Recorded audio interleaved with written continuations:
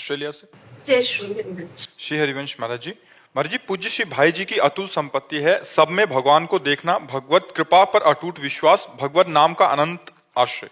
महाराज जी, मेरा प्रश्न है कि सब में भगवान कैसे देखें? संसार में रहते हुए जब किसी को सत्कार्य और परहित करते देखते देखो, कोई सवाल जब हल नहीं होता था, जब हम विद्यार्थी थे तो मानी संख्या से शुरू कर दिया जाता था।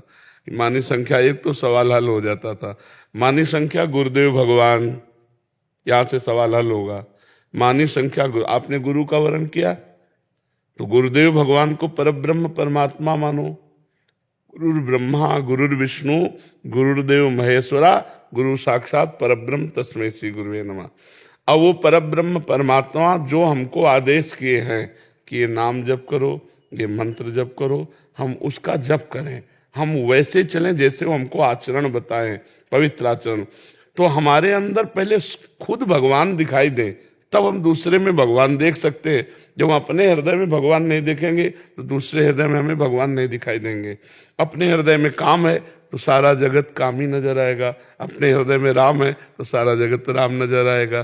देखो गोस्वामी जी कह रहे हैं, जड़ चेतन जग जीव जत सकल राम मैं जानी, बंदों सबके पद कमल सदा जोरी जुगपान। बोले जड़ चेतन जितना है सब भगवान श्री राम है, इसलिए मैं जड़ चेतन को हाथ जोड़ करके प्रणाम करता हूं। क्यों?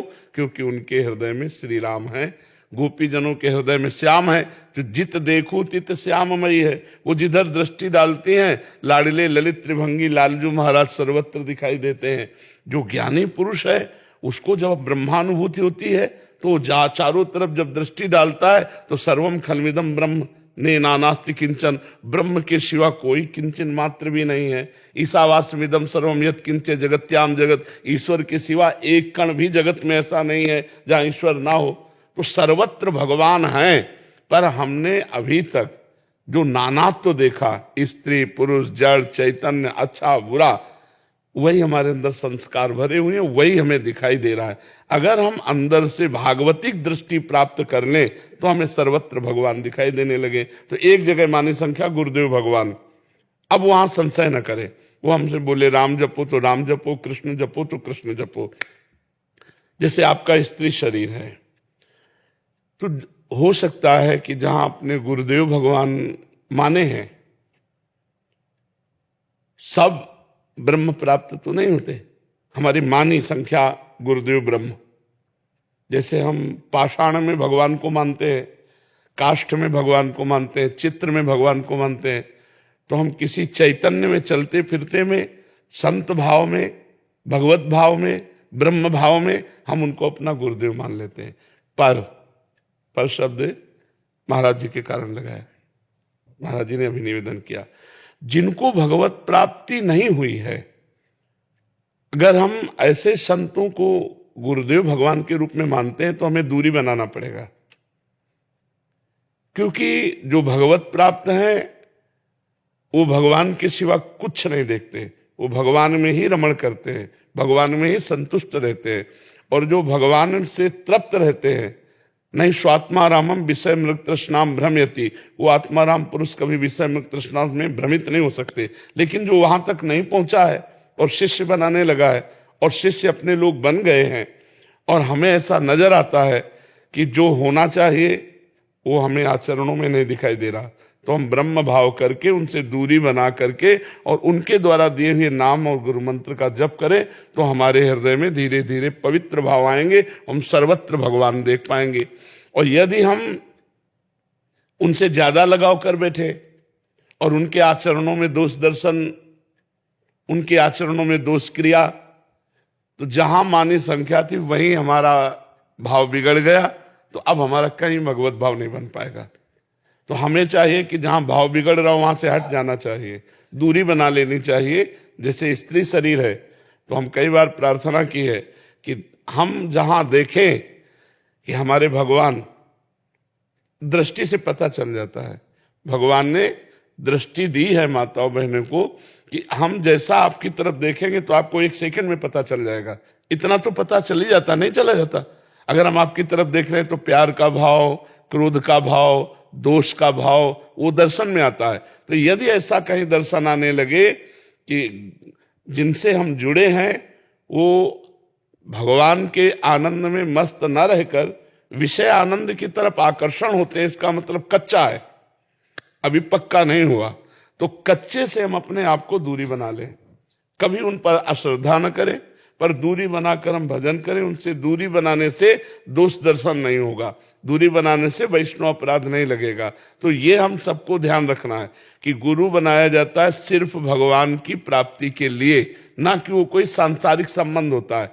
गुरु का कर्तव्य है शिष्य को उत्तम शास्त्रीय विधान के अनुसार आदेश करे, और शिष्य का कर्तव्य है प्राणपण से अपने गुरुदेव का आदेश पालन करे। पर यदि कहीं गुरुदेव शिष्य को शास्त्र विरुद्ध आचरण के लिए आदेश करे तो कदापि नहीं मानना चाहिए। जैसे शुक्राचार्य जी ने भगवान को ना देने का आदेश किया कि संकल्प मत कर देना 3 पग, ये वामन नहीं, ये साक्षात भगवान श्री हरि हैं, ये अभी छोटे रूप में दिखाई दे रहे हैं, अभी अपना रूप विशाल कर लेंगे तो 3 पग भूमि नहीं दे पाओगे। बलि जी ने अपने गुरुदेव की बात नहीं मानी।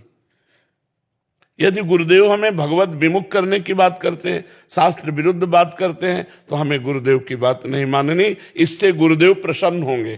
कौन गुरुदेव? जो सबके गुरुदेव है।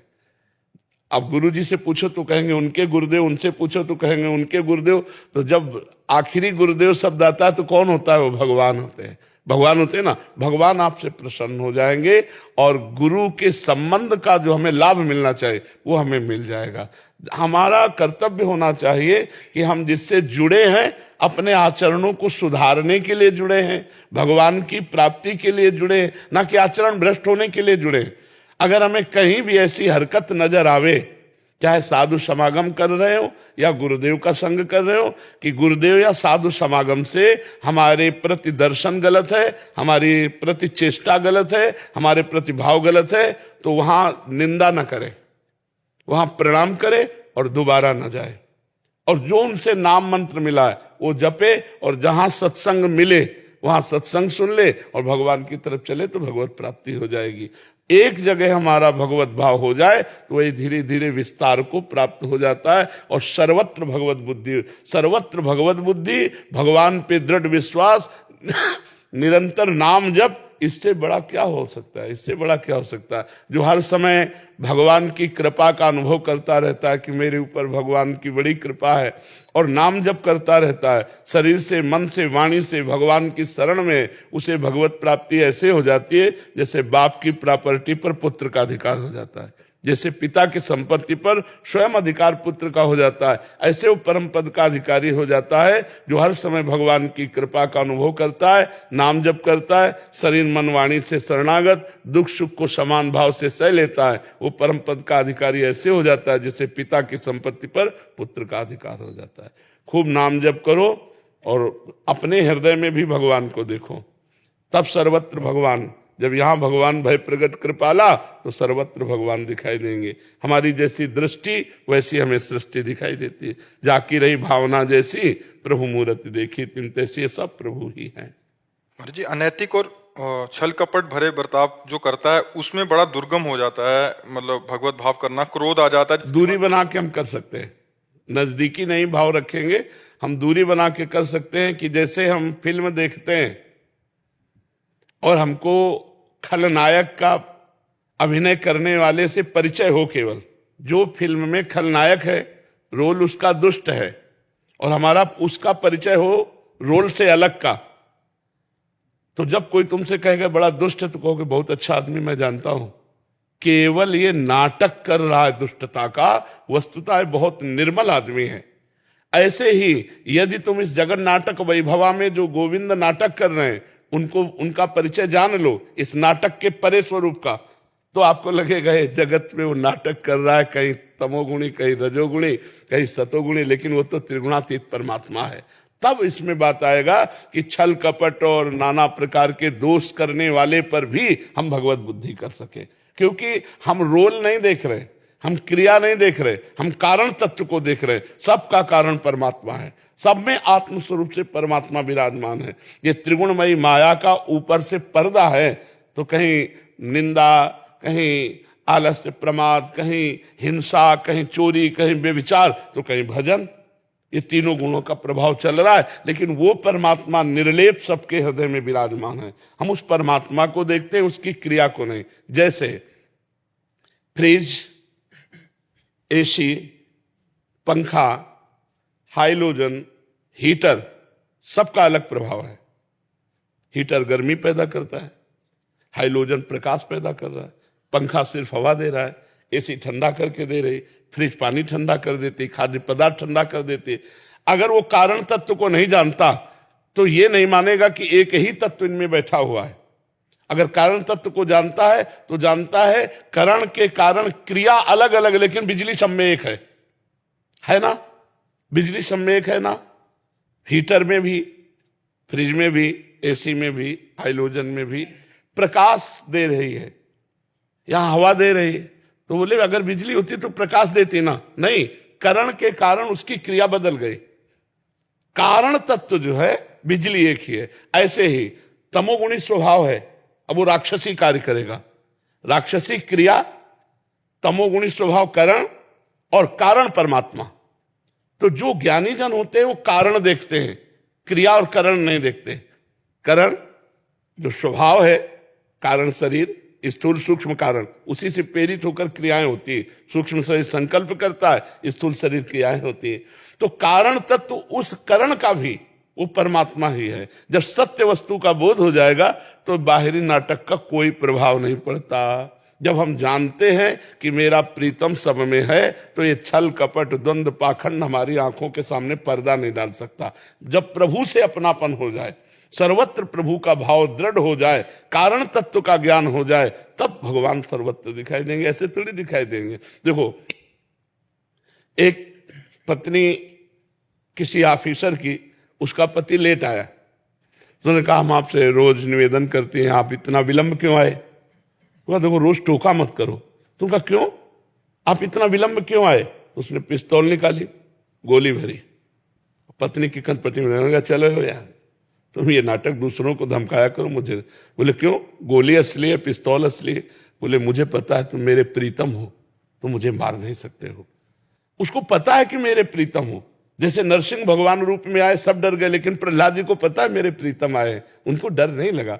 तो छल कपट हिंसा जितने आचरण हो रहे हैं, ये त्रिगुण माया के द्वारा भ्रमात्मक हो रहे हैं। जैसे स्वप्न में नाना प्रकार के आचरण हो रहे हैं, पर वो असत है। ऐसे उमा कहूं मैं अनुभव अपना, सत हरि भजन जगत सब सपना। इस स्वाप्निक जगत में उस सत्य परमात्मा को देखने वाला ही सच्चा ज्ञानी है। अगर इतना हो गया तो जीवन मुक्त महापुरुष हो गया। अभी अभ्यास करो, नाम जप करो, धीरे धीरे आगे बढ़ जाओगे।